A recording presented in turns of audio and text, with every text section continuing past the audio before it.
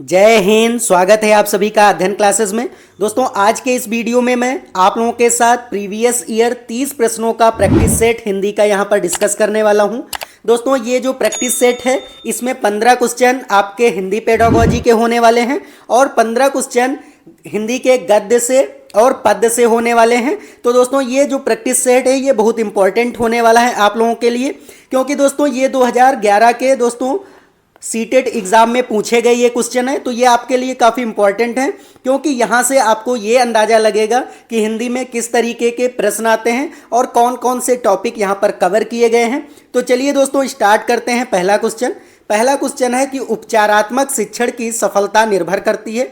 दोस्तों यह किस पर निर्भर करती है? कि भाषिक नियमों के ज्ञान पर। दूसरा है कि समय व अवधि पर। तीसरा ऑप्शन है कि समस्याओं के कर्म की सही पहचान करके, या फिर उपचारात्मक शिक्षण की सामग्री पर। तो यहाँ पर दोस्तों जो सी ऑप्शन है यही करेक्ट हो जाएगा, क्योंकि समस्याओं के कर्म की सही दोस्तों क्रम की यहाँ पर सही पहचान करके, अगर आप समस्याओं का सही क्रम जान पाएंगे तभी आप उपचारात्मक शिक्षण कर पाएंगे। तो इसलिए सी ऑप्शन यहाँ पर करेक्ट हो जाएगा। अब दोस्तों सेकंड क्वेश्चन है कि भाषा शिक्षण में पाठ्य पुस्तक है। दोस्तों भाषा शिक्षण में पाठ्य पुस्तक का क्या रोल है? कि एकमात्र संसाधन है। बी ऑप्शन है कि साध्य है। सी ऑप्शन है साधन है, या फिर दोस्तों अनावश्यक है। तो यहाँ पर जो भाषा शिक्षण है उसमें पाठ्य पुस्तक एक साधन है, इसलिए सी ऑप्शन करेक्ट हो जाएगा। तो यहाँ पर दोस्तों आपको याद रखना है कि साधन के रूप में पाठ्य पुस्तक हिंदी भाषा शिक्षण में काम में आती हैं। तो यहाँ पर सी ऑप्शन करेक्ट हो जाएगा। थर्ड क्वेश्चन है कि हिंदी की कक्षा में प्रायः एक हिंदीतर भाषी बच्चे हिंदी सीखने में अनेक कठिनाइयों का सामना करते हैं। तो दोस्तों क्योंकि वे क्या करते हैं कि वे मन लगाकर हिंदी नहीं सीखते हैं। बी ऑप्शन है कि हिंदी सीखने के प्रति उनमें रुचि नहीं होती है, या फिर सी ऑप्शन है हिंदी बहुत कठिन भाषा है, या फिर डी है प्रायः हिंदी और उनकी मातृभाषा की संरचना में अंतर होता है। दोस्तों यही ऑप्शन करेक्ट हो जाएगा डी वाला, क्योंकि दोस्तों जो प्रायः हिंदी होती है उनकी मातृभाषा से अलग होती है। जो उनकी मातृभाषा होती है वो दोस्तों थोड़ा बहुत डिफरेंट यहाँ पर हिंदी होती है, इसलिए वो सीखने में कठिनाइयों का सामना करते हैं। तो डी ऑप्शन थर्ड क्वेश्चन का करेक्ट हो जाएगा। अब दोस्तों फोर्थ क्वेश्चन है कि कहानी सुनाने से। दोस्तों कहानी सुनाने से क्या होता है? बच्चे प्रसन्न होते हैं, या फिर बच्चे कक्षा में एकाग्रचित होकर शांत बैठते हैं। सी ऑप्शन है कि बच्चे अनुशासित रहते हैं, या फिर बच्चों की कल्पना शक्ति व चिंतन शक्ति का विकास होता है। तो दोस्तों यहाँ पर 4 नंबर क्वेश्चन का डी ही ऑप्शन करेक्ट होगा, क्योंकि बच्चों की कल्पना शक्ति और चिंतन शक्ति का विकास होगा। क्योंकि जब आप वहाँ पर स्टोरी सुनाएंगे तो बच्चे उस स्टोरी की कल्पना करेंगे कि क्या क्या चल रहा है। तो दोस्तों इस तरीके से डी ऑप्शन यहाँ पर करेक्ट हो जाएगा। अब 5 नंबर क्वेश्चन है कि बच्चों के लेखन कौशल का मूल्यांकन करने के लिए कौन सी विधि बेहतर हो सकती है? अगर आप बच्चों के लेखन कौशल का मूल्यांकन कर रहे हैं तो कौन सी विधि दोस्तों अच्छी हो जाएगी, बेहतर हो जाएगी? तो ए ऑप्शन है कि अपने अनुभव को लिखना। बी ऑप्शन है श्रुतलेख। सी ऑप्शन है कि पाठ आधारित प्रश्नों के उत्तर लिखना, या फिर सुंदर लेख का अभ्यास करना। तो यहाँ पर ए ऑप्शन ही करेक्ट हो जाएगा कि अपने अनुभव को दोस्तों यहाँ पर लिखना, कि बच्चे कौन कौन से अपने अनुभव लिख रहे हैं, उन्हीं से दोस्तों लेखन कौशल का उनके यहाँ पर आपका मूल्यांकन हो जाएगा। तो ए ऑप्शन यहाँ पर करेक्ट हो जाएगा। अब 6 नंबर क्वेश्चन है कि बोलना कौशल के में महत्वपूर्ण है। दोस्तों जो बोलना कौशल है, क्योंकि दोस्तों कौशल 4 होते हैं। सुनना होता है, यहाँ पर आपको याद रखना है, सुनना, बोलना, पढ़ना और लिखना। तो दोस्तों ये क्या होता है? ये 4 कौशल होते हैं। आपको ट्रिक से भी याद रखना है। ट्रिक क्या होती है? सुबोपली आपको याद रखना है, सुबोपली। तो यहाँ से क्या हो जाएगा? सु से सुनना, बा से बोलना, पा से पढ़ना और ला से लिखना। तो इस तरीके से दोस्तों आपको ट्रिक भी याद रखनी है कि सुबोपली से 4 कौशल होते हैं, सुनना, बोलना, पढ़ना और लिखना। तो यहाँ पर बोलना दोस्तों एक कौशल है, वो क्या किस लिए महत्वपूर्ण है? तो ए ऑप्शन है कि संदर्भ एवं स्थिति के अनुसार अपनी बात कह सकना। बी ऑप्शन है कि स्पष्ट एवं शुद्ध उच्चारण। सी ऑप्शन है कि अलंकारिक भाषा का प्रयोग, या फिर मधुर वाणी। तो यहाँ पर दोस्तों जो 6 नंबर क्वेश्चन है उसका ए ऑप्शन ही करेक्ट हो जाएगा कि संदर्भ एवं स्थिति के अनुसार अपनी बात कह सकना। क्योंकि जब वो बोलना सीख पाएंगे तो वो स्थिति के अनुसार ही अपनी बात कहेंगे। तो इस तरीके से ए ऑप्शन करेक्ट हो जाएगा। अब दोस्तों 7 नंबर क्वेश्चन देख लेते हैं। 7 नंबर क्वेश्चन है कि एक भाषा शिक्षक के रूप में सबसे बड़ी चुनौती क्या है। कि अगर एक आप भाषा शिक्षक हैं तो आपके लिए चुनौती क्या होगी कक्षा में, कि बच्चों को भाषा सीखने के महत्व से परिचित कराना, या फिर बच्चों की भाषा को संचार साधनों के प्रभाव से मुक्त रखना, भाषा संसाधनों का अभाव, या फिर बहुभाषिक कक्षा के शिक्षक के लिए उचित रणनीतियाँ तय करना। तो यहाँ पर दोस्तों डी ऑप्शन ही करेक्ट होगा, क्योंकि आप बहुभाषिक कक्षा के शिक्षक हैं तो वहाँ पर उचित रणनीति आप तय करेंगे कि आपको क्या क्या बच्चों को पढ़ाना है, कैसे वहाँ पर चुनौतियाँ उनके आएंगी। तो इस तरीके से डी ऑप्शन दोस्तों करेक्ट हो जाएगा।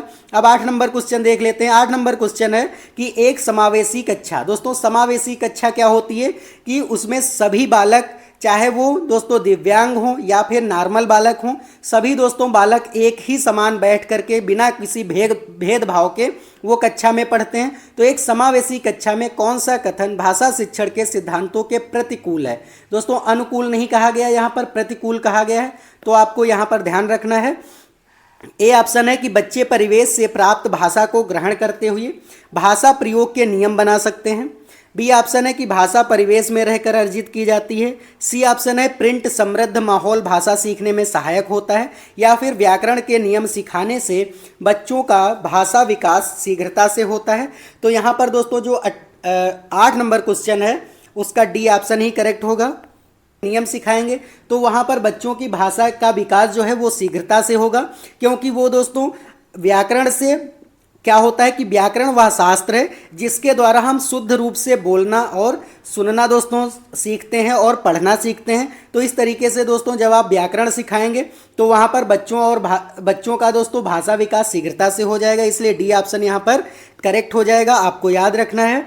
अब 9 नंबर क्वेश्चन है कि एक बहु सांस्कृतिक कक्षा में आप एक भाषा शिक्षण के रूप में किस बात को अधिक महत्व देंगे।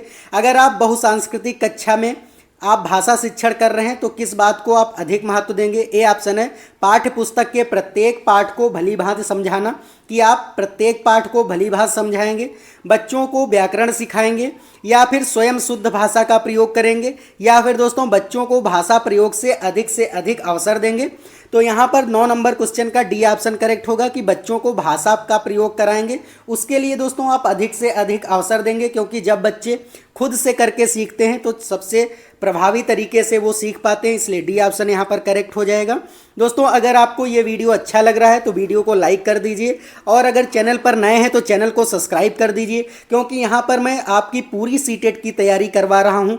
Primary level 1 to 5th level दोस्तों मैं यहाँ पर चाहे मैथ हो, हिंदी, सीडीपी, ईवीएस सभी की दोस्तों यहाँ पर मैं क्लास ले रहा हूँ और प्रीवियस ईयर पेपर करा रहा हूँ, क्योंकि दोस्तों यहाँ अगर आप कर लेंगे तो आपको ये पता चल जाएगा कि कैसे क्वेश्चंस पूछे जाते हैं, कौन कौन से टॉपिक आपके सीटेट में पूछे जाते हैं। तो वहाँ से अगर आप पढ़ लेंगे, और दोस्तों मैंने यहाँ पर ईवीएस और हिंदी का थ्योरी पोर्शन भी डाला है सीटेट के लिए, तो वो भी आप देख सकते हैं, उसका लिंक दोस्तों डिस्क्रिप्शन में है। और दोस्तों अगर आपको ये पीडीएफ चाहिए तो उसका लिंक दोस्तों डिस्क्रिप्शन में है, आप वहाँ तो आप टेलीग्राम चैनल को ज्वाइन कर सकते हैं और वहाँ से आप ये पीडीएफ डाउनलोड कर सकते हैं। तो अब 10 नंबर क्वेश्चन देख लेते हैं कि प्राथमिक स्तर पर कौन सा भाषा शिक्षण का उद्देश्य नहीं है। अब दोस्तों यहाँ पर उद्देश्य नहीं है तो स्पष्टतया एवं आत्मविश्वास के साथ अपनी बात कहना, या फिर वर्णमाला को क्रम से कंठस्थ कराना, या फिर ध्वनि संकेत चिन्ह का संबंध बनाना, या फिर दोस्तों विभिन्न संदर्भ में भाषा का प्रभावी प्रयोग करना। तो यहाँ पर दोस्तों बी ऑप्शन करेक्ट हो जाएगा कि वर्णमाला को क्रम से कंठस्थ कराना दोस्तों ये उद्देश्य नहीं होगा भाषा शिक्षण का, क्योंकि यहाँ पर दोस्तों जो एनसीएफ है, एनसीएफ 2005 वो दोस्तों क्या कहती है कि बालक को आपको कोई भी चीज़ याद नहीं करानी, तो इसलिए दोस्तों ये उद्देश्य नहीं होगा। तो यहाँ पर बी ऑप्शन करेक्ट हो जाएगा। अब 11 नंबर क्वेश्चन देख लेते हैं कि गृह कार्य के बारे में कौन सा कथन उचित है। गृह कार्य अभिभावकों को व्यस्त रखने का उत्तम साधन है। बी ऑप्शन है कि बच्चों की क्षमताओं स्तर के अनुसार गृह कार्य दिया जाना चाहिए, या फिर दोस्तों गृह कार्य कक्षा में किए गए कार्य का अभ्यास मात्र होता है, या डी ऑप्शन हो जाएगा कि गृह कार्य देना अति आवश्यक है। तो यहाँ पर 11 नंबर जो क्वेश्चन है उसका बी ऑप्शन करेक्ट होगा, क्योंकि बच्चों की क्षमताओं के स्तर के अनुसार उनका गृह कार्य होना चाहिए। और दोस्तों जो गृह कार्य होना चाहिए, जो HW होना चाहिए, वो दोस्तों थोड़ा इंटरेस्टिंग होना चाहिए और सर्चेबल होना चाहिए। सर्चेबल क्यों होना चाहिए दोस्तों, क्योंकि बच्चे जब वहाँ पर सर्च करेंगे, ढूंढेंगे खुद से, तो वहाँ पर ज़्यादा अच्छे तरीके से, प्रभावी तरीके से सीख पाएंगे। तो इसलिए दोस्तों बी ऑप्शन यहाँ पर करेक्ट हो जाएगा। तो अब देखते हैं 12 नंबर क्वेश्चन। 12 नंबर क्वेश्चन है कि भाषा में अभिव्यक्तात्मक कौशल है। दोस्तों अभिव्यक्तात्मक कौशल क्या है? सुनना, बोलना, बोलना लिखना, पढ़ना लिखना, या फिर सुनना और पढ़ना। तो यहाँ पर दोस्तों बी ऑप्शन करेक्ट हो जाएगा, क्योंकि बोलना और लिखना, क्योंकि दोस्तों जो बोलना और लिखना होता है वो दोस्तों भाषा का अभिव्यक्त करना होता है, क्योंकि जब आप बोलेंगे तो अपनी भाषा को अभिव्यक्त करेंगे, और जब लिखेंगे भी, कोई चीज़ भी आप लिख रहे हैं, जो आप सीखे होंगे अपनी भाषा को वहाँ पर एलिबरेट करेंगे, तो इस तरीके से बोलना और लिखना हो जाएगा। तो बी ऑप्शन करेक्ट हो जाएगा। 13 नंबर क्वेश्चन देख लेते हैं कि प्राथमिक स्तर पर बच्चों की भाषा शिक्षण के संदर्भ में निम्नलिखित में से कौन सा कथन असत्य है? अब दोस्तों यहाँ पर आपको असत्य बताना है। तो असत्य कौन सा कथन है? जब आप प्राथमिक जो है स्तर पर बच्चों को भाषा शिक्षण कराएंगे, तो ए ऑप्शन है कि बच्चे समृद्ध भाषा परिवेश में सहज और स्वतः रूप से भाषा अर्थ में परिमार्जन कर लेंगे। बी ऑप्शन है कि बच्चे भाषा की जटिल और समृद्ध संरचनाओं के साथ विद्यालय आते हैं, या फिर बच्चों की भाषा संकल्पनाओं और विद्यालय में प्रचलित भाषा परिवेश में विरोधाभास ही भाषा सीखने में सहायक होता है, या फिर दोस्तों डी ऑप्शन हो जाएगा कि सुधार के नाम पर की जाने वाली टिप्पणियों व निरर्थक अभ्यास से बच्चों में अरुचि उत्पन्न हो सकती है। तो यहाँ पर दोस्तों जो 13 नंबर क्वेश्चन है उसका सी ऑप्शन करेक्ट होगा, क्योंकि यहाँ पर असत्य पूछा था, क्योंकि जो हमारा निगेटिव ऑप्शन होगा वही करेक्ट हो जाएगा कि बच्चों की भाषा संकल्पनाओं और विद्यालय में प्रचलित भाषा परिवेश में विरोधाभास ही भाषा सीखने की दोस्तों सहायक होता है। तो ऐसा नहीं होता है, ये निगेटिव ऑप्शन, इसलिए यहाँ पर करेक्ट हो जाएगा। अब दोस्तों 14 नंबर क्वेश्चन देख लेते हैं कि भाषा कौशलों के संदर्भ में कौन सा कथन उचित है? तो ए ऑप्शन है कि विद्यालय में केवल पढ़ना लिखना कौशलों पर ही बल देना चाहिए, कि विद्यालय में केवल आप पढ़ना और लिखना कौशल पर ही बल दें। बी ऑप्शन है कि बच्चे केवल सुनना, बोलना, पढ़ना लिखना कौशल क्रम से ही सीखते हैं, कि दोस्तों जो कौशल होते हैं वो क्या बच्चे क्रम से ही सीखते हैं, पहले सुनेंगे, फिर बोलेंगे, फिर पढ़ेंगे, फिर लिखेंगे। या फिर सी ऑप्शन है कि भाषा के चारों कौशल परस्पर अंतः संबंधित होते हैं, या फिर भाषा कौशलों के विकास में अभ्यास की अपेक्षा भाषिक नियमों का ज्ञान जरूरी है। दोस्तों जो 14 नंबर क्वेश्चन है उसका सी ऑप्शन करेक्ट हो जाएगा, क्योंकि जो भाषा के कौशल होते हैं वो परस्पर अंतः संबंधित होते हैं। क्यों दोस्तों अंतः संबंधित होते हैं? क्योंकि जब बालक जैसे कि वो सुनना चालू करता है, छोटे से ही जब वो बालक पैदा होता है तो सबसे पहले सुनता है, फिर दोस्तों वो कुछ बोलता है, तो यहाँ पर सुनने के बाद ही कुछ बोलता है, तो यहाँ पर बोलना हो जाएगा। फिर दोस्तों क्या होगा, जैसे पढ़ रहा है अगर वो, तो पढ़ना, जब वो बोल पाएगा, भाषा को सीखेगा, तभी दोस्तों वो पढ़ पाएगा और उसके बाद लिख पाएगा। तो यहाँ पर दोस्तों ये जो चारों कौशल हैं ये आपस में अंतः संबंधित होते हैं, कि सुनना भी है, बोलना, पढ़ना और लिखना, ये दोस्तों चारों जो कौशल होते हैं ये अंतः संबंधित होते हैं। तो इसलिए सी ऑप्शन करेक्ट हो जाएगा। अब 15 नंबर क्वेश्चन देख लेते हैं कि पाठ में दिए गए चित्रों का क्या उद्देश्य होता है। दोस्तों अगर लेसन में चित्र दिए गए हैं, पिक्चर्स बनाई गई हैं, तो उसका क्या उद्देश्य होता है? कि चित्रों से पाठ्य पुस्तक आकर्षक बनती है, या फिर बी ऑप्शन है कि चित्र पाठ की शोभा बढ़ाते हैं, सी ऑप्शन है पाठ्य पुस्तक में चित्र देने का प्रचलन है, या फिर चित्र अमूर्त संकल्पनाओं को समझने में सहायता करते हैं। तो दोस्तों जो 15 नंबर क्वेश्चन है उसका डी ऑप्शन ही करेक्ट होगा, कि चित्र जो होते हैं वो अमूर्त संकल्पनाओं को समझने में सहायता करते हैं। क्योंकि बालक जब चित्र को देखता है तो उसमें ये सोचता है कि ये कहाँ से आया है चित्र, वो अपने माइंड में सेट कर लेता है। तो अमूर्त संकल्पनाओं मतलब कि वो जो चीज़ नहीं जानता है, जो चीज़ वो नहीं सोच सकता है, तो दोस्तों यहाँ पर अमूर्त संकल्पनाओं को अमूर्त चीज़ें सोचने लगता है। तो इसलिए डी ऑप्शन यहाँ पर करेक्ट हो जाएगा। अब दोस्तों देख लेते हैं यहाँ पर 15 क्वेश्चन आपके मैंने हिंदी पेडागोजी के करा दिए। अब दोस्तों यहाँ से जो है पद्य और गद्य के दोस्तों 15 क्वेश्चन आएंगे। तो यहाँ पर दोस्तों कविता की पंक्तियाँ पढ़ करके हमें नीचे दिए गए दोस्तों ये क्वेश्चन हैं, इनको यहाँ पर इस कविता के माध्यम से हमें करेक्ट करना है। तो चलिए पहले देखते हैं कि कविता क्या है। कि अब न गहरी नींद में तुम सो सकोगे। दोस्तों कविता क्या है कि अब न गहरी नींद में तुम सो सकोगे, गीत गाकर मैं जागने आ रहा हूँ, अतल अस्ताचल तुम्हें जाने न दूंगा, अरुण उदयाचल सजाने आ रहा हूँ, कल्पना में आज तक उड़ते रहे तुम, साधना से सिरह कर मुड़ते रहे तुम, अब तुम्हें आकाश में उड़ने न दूंगा, आज धरती पर बसाने आ रहा हूँ। दोस्तों ये कविता सोहनलाल द्विवेदी के द्वारा लिखी गई है। अब दोस्तों यहाँ पर कुछ प्रश्न हैं। तो प्रश्न क्या है कि गहरी नींद में सोने का क्या अर्थ है। यहाँ पर दोस्तों कहा गया है कि अब न गहरी नींद में तुम सो सकोगे। तो दोस्तों यहाँ पर गहरी नींद में सोने का क्या अर्थ है कि मृत्यु को प्राप्त होना, परिश्रमी होना, बेखबर होना या फिर चिंतायुक्त होना। तो यहाँ पर सी हो जाएगा कि बेखबर होना, क्योंकि दोस्तों जब वो बेखबर होकर के सो रहे हैं तो यहाँ पर सोहनलाल द्विवेदी जी हैं वो कह रहे हैं कि अब न गहरी नींद में तुम सो सकोगे, गीत गाकर मैं जगाने आ रहा हूँ, अतल अस्ताचल तुम्हें जाने न दूंगा। तो यहाँ पर दोस्तों क्या हो जाएगा कि बेखबर होना। तो इस तरीके से यहाँ पर गहरी नींद में सोने का अर्थ है कि बेखबर होना।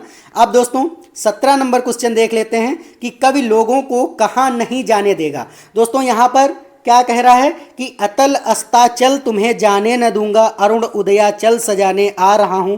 तो यहाँ पर कवि लोगों को कहाँ नहीं जाने देने की बात कह रहे हैं। तो यहाँ पर पाताल में जाने की बात नहीं कह रहे हैं, अतल गहराई में, या फिर जहाँ सूर्य अस्त होता है, या पतन की राह पर। तो दोस्तों यहाँ पर क्या है कि अतल अस्ताचल तुम्हें जाने न दूंगा, मतलब कि पतन की राह पर अब तुम्हें नहीं जाने दूंगा। तो इसलिए डी ऑप्शन यहाँ पर करेक्ट हो जाएगा। अब दोस्तों 18 नंबर क्वेश्चन देख लेते हैं कि कवि किस तरह के व्यक्तियों को संबोधित कर रहा है। दोस्तों यहाँ पर कवि जो कविता यहाँ पर दी गई है वो दोस्तों कवि किस तरीके के लोगों को यहाँ पर संबोधित कर रहा है।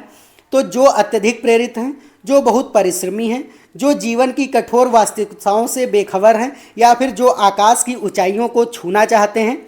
तो यहाँ पर दोस्तों सी ऑप्शन करेक्ट हो जाएगा कि जो जीवन की कठोर वास्तविकताओं से बेखबर हैं उनको दोस्तों यहाँ पर संबोधित कर रहा है कवि सोहनलाल द्विवेदी जी, यहाँ पर उनको संबोधित कर रहे हैं। तो सी ऑप्शन करेक्ट हो जाएगा। अब दोस्तों 19 नंबर क्वेश्चन देख लेते हैं कि कवि लोगों को क्यों जगाना चाहता है। यहाँ पर दोस्तों कवि क्यों जगाना चाह रहा है, क्योंकि सोहनलाल द्विवेदी की ये कविता है। तो ये कविता के माध्यम से लोगों को क्यों जगाना चाह रहे हैं। ए ऑप्शन है कि ताकि लोगों गीत सुन सकें, या फिर ताकि मनुष्य में गतिशीलता आ सके और वह प्रगति के पथ पर आगे बढ़ सके, या फिर सी ऑप्शन सुबह हो गई है, या फिर यह कवि का दायित्व है कि मतलब सोहनलाल द्विवेदी जी का यह दायित्व है। तो यहाँ पर बी ऑप्शन करेक्ट हो जाएगा कि ताकि मनुष्य में गतिशीलता आ सके, उसमें स्फूर्ति आ सके, वो आगे बढ़ सके, प्रोग्रेस कर सके और वह प्रगति के पथ पर आगे बढ़ सके।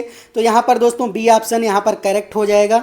अब दोस्तों यहाँ पर 20 नंबर क्वेश्चन है कि अतल अस्ताचल तुम्हें जाने न दूंगा पंक्ति में कौन सा अलंकार है। तो यहाँ पर अतल अस्ताचल दोस्तों है, तो यहाँ पर कौन सा अलंकार हो जाएगा। दोस्तों अब मैं यहाँ पर अगली जो क्लास होने वाली है वो दोस्तों अलंकार की ही होने वाली है।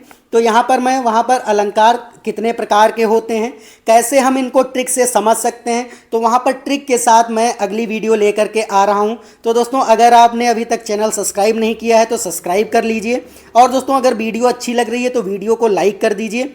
अब दोस्तों यहाँ पर जो अतल और अस्ताचल है, यहाँ पर दोस्तों अनुप्रास अलंकार है। तो यहाँ पर हम डायरेक्ट अभी समझ लेते हैं कि अनुप्रास अलंकार है। जब मैं वहाँ पर आपको अलंकार कराऊंगा नेक्स्ट क्लास में, तो वहाँ पर मैं डिटेल से और ट्रिक के साथ दोस्तों आपको यहाँ पर कराने वाला हूँ। तो वह देख लेते हैं। अब 21 नंबर क्वेश्चन है कि कविता का उपयुक्त शीर्षक हो सकता है, क्या हो सकता है, हर्ष, कोलाहल, आकाश और जागृत। तो यहाँ पर दोस्तों जागृत हो सकती, क्योंकि सोहनलाल द्विवेदी जी क्या कह रहे हैं कि लोगों को जगाने की बात कह रहे हैं। क्या कह रहे हैं कि अब न गहरी नींद में तुम सो सकोगे, गीत गाकर मैं जगाने आ रहा हूँ, अतल अस्ताचल तुम्हें जाने न दूंगा, अरुण उदयाचल सजाने आ रहा हूँ, कल्पना में आज तक उड़ते रहे तुम, साधना से सिरह कर मुड़ते रहे तुम, अब तुम्हें आकाश में उड़ने न दूंगा, आज धरती पर बसाने आ रहा हूँ। तो दोस्तों यहाँ पर जागृत की ही बात हो रही है। दोस्तों बहुत अच्छी कविता है। अब दोस्तों चलते हैं नेक्स्ट। अब दोस्तों यहाँ पर क्या है कि आप लोगों को यहाँ पर मैं पद्यांश तो हो गया है, अभी अब गद्यांश करा रहा हूँ। गद्यांश दोस्तों ये दिया गया है, इसको पहले आपको पढ़ लेना है, उसके बाद इनके दोस्तों क्वेश्चन है, तो इन्हीं गद्यांश से आपको क्वेश्चन मिल जाएंगे, तो करना है। चलिए देख लेते हैं कि यहाँ पर क्या है ये गद्यांश। कि मनु बहन ने पूरे दिन की डायरी लिखी। दोस्तों मनु ने पूरे दिन डायरी लिखी है, लेकिन एक जगह लिख दिया सफाई वगैरह की। दोस्तों उसने क्या लिख दिया कि सफाई वगैरह की। गांधी जी प्रतिदिन डायरी पढ़कर उस पर अपने हस्ताक्षर करते थे, क्योंकि वो डायरी गांधी जी डेली पढ़ते थे और उस पर अपने साइन करते थे। आज की डायरी पर हस्ताक्षर करते हुए गांधी जी ने लिखा है, काटने की गति का हिसाब लिखा जाए, मन में आए हुए विचार लिखे जाएं, जो जो पढ़ा हो उसकी टिप्पणी लिखी जाए, वगैरह का प्रयोग नहीं चाहिए। दोस्तों क्या कह रहे हैं गांधी जी की वगैरह का प्रयोग नहीं चाहिए। डायरी में वगैरह शब्द के लिए कोई स्थान नहीं है, जिसने जो पढ़ा हो वह लिखा जाए। ऐसा करने में पढ़ा हुआ कितना पच गया है यह मालूम हो जाएगा। जो बातें हुई हों वे लिखी जाएं। मनु ने अपनी गलती का एहसास किया और डायरी विधा की पवित्रता को समझा। गांधी जी ने पुनः मनु से कहा, डायरी लिखना आसान कार्य नहीं है, यह इबादत करने जैसी विधा है। हमें शुद्ध व सच्चे रूप से प्रत्येक छोटी बड़ी घटना को निष्पक्ष रूप से लिखना चाहिए, चाहे कोई बात हमारे विरुद्ध ही क्यों ना हो। इससे हमें सच्चाई स्वीकार करने की शक्ति प्राप्त होती है। दोस्तों ये गांधी जी के रोचक स्मरण से संस्मरण से लिया गया है। आप देख लेते हैं दोस्तों क्वेश्चन इसके। तो दोस्तों क्वेश्चन है कि मनु को अपनी गलती का एहसास हुआ। कब दोस्तों मनु को अपनी गलती का एहसास हुआ था? तो यहाँ पर उन्होंने गांधी जी की बात नहीं मानी थी। क्या ये ऐसा था? मनु ने डायरी को में काटने की गति का हिसाब लिखा था, उन्होंने डायरी में सही सही बातें लिखी थी, या उन्होंने डायरी में वगैरह शब्द का प्रयोग किया था? बिल्कुल सही है दोस्तों, क्योंकि मनु ने डायरी में वगैरह शब्द का प्रयोग कर दिया था, इसलिए मनु ने अपनी गलती मानी थी, वहाँ पर उसको एहसास हो गया था। अब 23 नंबर क्वेश्चन देख लेते हैं कि गांधी जी ने वगैरह शब्द पर अपनी आपत्ति क्यों जताई है। तो यहाँ पर वगैरह शब्द पर गांधी जी ने आपत्ति क्यों जताई है? क्योंकि वगैरह शब्द की जगह आदि शब्द का प्रयोग सही है, या फिर गांधी जी चाहते थे कि सही भाषा का प्रयोग हो। वगैरह शब्द के कार्य और विचार की स्पष्ट नहीं थे। दोस्तों वहाँ पर वगैरह शब्द में कार्य और विचार स्पष्ट नहीं थे। डी ऑप्शन है, वे चाहते थे कि बातों को ज्यों का त्यों लिखा जाए। तो यहाँ पर दोस्तों जो 23 नंबर क्वेश्चन है उसका सी ऑप्शन करेक्ट हो जाएगा, क्योंकि वगैरह शब्द में कार्य और विचार की दोस्तों वहाँ पर स्पष्ट नहीं होते हैं, इसलिए सी ऑप्शन यहाँ पर करेक्ट हो जाएगा। अब 24 नंबर क्वेश्चन देख लेते हैं कि गांधी जी ने डायरी लिखने को इबादत जैसे करने जैसा क्यों कहा है। क्योंकि गांधी जी ने वहाँ पर क्या लिखा था कि जो डायरी लिखना है वो इबादत करने जैसा है। उन्होंने ऐसा क्यों लिखा था? दोनों में समय लगता है, दोनों कार्य हमारे कर्तव्य में शामिल हैं, दोनों कार्य रोज किए जाते हैं, या दोनों में सच्चाई और ईमानदारी चाहिए। तो यहाँ पर जो 24 नंबर क्वेश्चन है उसका डी ऑप्शन ही करेक्ट होगा, क्योंकि डायरी लिखना और इबादत करना दोस्तों इसमें सच्चाई और ईमानदारी चाहिए, तो यही गांधी जी ने कहा, तो इसलिए डी ऑप्शन करेक्ट हो जाएगा। अब 25 नंबर क्वेश्चन देख लेते हैं कि डायरी लिखना इसलिए महत्वपूर्ण है क्योंकि। दोस्तों डायरी लिखना क्यों महत्वपूर्ण है? इसमें व्यक्ति स्वयं का विश्लेषण करता है और स्वमूल्यांकन भी करता है। बी ऑप्शन है कि इसमें व्यक्ति पूरे दिन किए गए जमा खर्च का हिसाब किताब कर सकता है। गांधी जी इसे महत्वपूर्ण मानते हैं और इससे व्यक्ति का समय अच्छा गुजर जाता है। दोस्तों जो 25 नंबर क्वेश्चन है उसका ए ऑप्शन ही करेक्ट होगा, क्योंकि यहाँ पर व्यक्ति अपना स्वयं का विश्लेषण करता है व स्वमूल्यांकन भी कर लेता है कि मैं हमारे अंदर कैसे विचार आ रहे हैं और मैं कैसे प्रस्तुत कर पा रहा हूं। तो डायरी लिखना दोस्तों यही सभी चीज़ें हो जाती हैं, तो ए ऑप्शन यहां पर करेक्ट हो जाएगा। अब 26 नंबर क्वेश्चन है कि गांधी जी प्रतिदिन डायरी पढ़कर क्या करते थे। दोस्तों हस्ताक्षर करते थे, क्योंकि यह नियम था, ए ऑप्शन है। लोगों को उनकी गलती का एहसास कराते थे, डायरी पर हस्ताक्षर करते थे और यह देखते थे कि व्यक्ति अपने कार्य और विचार में किस दिशा में जा रहा है। हस्ताक्षर करते थे ताकि जांच का प्रमाण दिया जा सके। तो दोस्तों 26 नंबर क्वेश्चन जो है वो सी ऑप्शन करेक्ट हो जाएगा कि डायरी पर हस्ताक्षर करते थे और देखते थे कि व्यक्ति अपने कार्य और विचार में किस दिशा में जा रहा है, तो इसलिए सी ऑप्शन करेक्ट हो जाएगा। अब 27 नंबर दोस्तों क्वेश्चन है कि प्रतिदिन शब्द में कौन सा समास है। तो दोस्तों यहाँ पर आपको बताना है कि प्रतिदिन में कौन सा समास है। तो दोस्तों इसको जब आप संधि जो है समास विग्रह करेंगे तो यहाँ पर प्रति हो जाएगा और फिर दोस्तों दिन हो जाएगा। अब यहाँ पर क्या लग गया? प्रति दोस्तों क्या है? उपसर्ग है।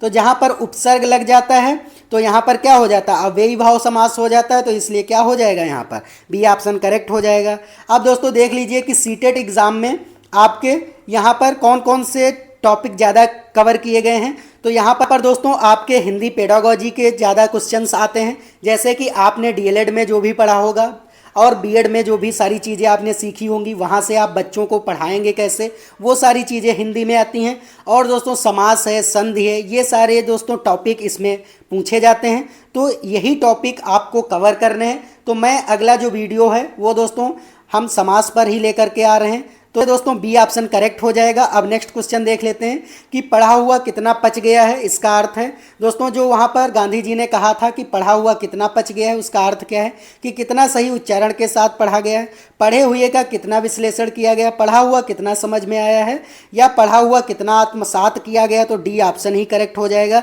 कि पढ़ा हुआ कितना आत्मसात किया गया है। इसलिए दोस्तों 28 का डी ऑप्शन करेक्ट हो जाएगा। 29 नंबर क्वेश्चन है कि कार्य शब्द का तद्भव रूप बताइए। अब दोस्तों आपको शब्द रूप भी देखना है कि शब्द विचार में क्या होता है, तत्सम, तद्भव, देशज, विदेशी शब्द होते हैं। तो दोस्तों जो तत्सम होता है, तत्सम क्या होता है दोस्तों, तत्सम जो शब्द होते हैं वे संस्कृत से ज्यों का त्यों हिंदी में बोले जाने लगे हैं, तो उनको हम तत्सम कहते हैं। और तद्भव दोस्तों जो है वो दोस्तों संस्कृत से रूपांतरित होकर के हिंदी में बोला जाने लगा। जैसे तत्सम में अगर मैंने कार्य कहा तो यहाँ पर दोस्तों क्या हो जाएगा, काम हो जाएगा। तो कौन सा ऑप्शन आपका करेक्ट हो जाएगा, डी ऑप्शन करेक्ट हो जाएगा। अगर दोस्तों आपको तत्सम तद्भव समझ में नहीं आते हैं तो मैंने इसका ऑलरेडी वीडियो ट्रिक के साथ बना रखा है, उसका लिंक मैं डिस्क्रिप्शन में दे रहा हूँ, वहाँ से आप चेकआउट कर सकते हैं और तत्सम तद्भव ट्रिक के साथ बहुत आसानी से आप वहाँ से पढ़ सकते हैं। तो चलिए अब नेक्स्ट क्वेश्चन देख लेते हैं। और लास्ट क्वेश्चन दोस्तों इस प्रैक्टिस सेट का है कि विचार में एक प्रत्यय लगाकर दोस्तों क्या बन सकता है। तो यहाँ पर दोस्तों जो विचार में अगर विचार में एक लगा देंगे दोस्तों वैचारिक हो जाएगा, इसलिए डी ऑप्शन करेक्ट हो जाएगा। उम्मीद है दोस्तों आपको ये सारी चीज़ें समझ में आई होंगी। अगर ये सारी चीज़ें अच्छी लगी हैं और अगर आप चैनल पर नए हैं तो इसको सब्सक्राइब कर लीजिए, क्योंकि यहाँ पर मैं सीटेट की पूरी तैयारी आप लोगों के साथ करा रहा हूँ। अब चलिए दोस्तों मिलते हैं नेक्स्ट वीडियो में, तब तक के लिए जय हिंद, जय भारत।